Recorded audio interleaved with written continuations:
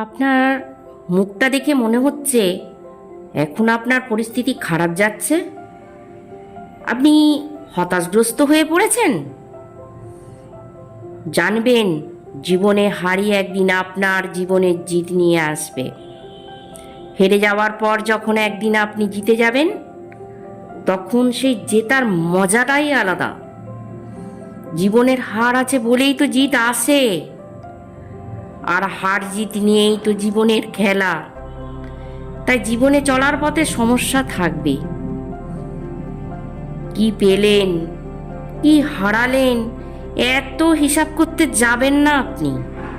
এতে হতাশ বাড়বে। সময়ের অপেক্ষা করুন। তাই আপনি ধৈর্য ধরুন, আপনার পরিস্থিতি ঈশ্বরের কাছে তুলে ধরুন।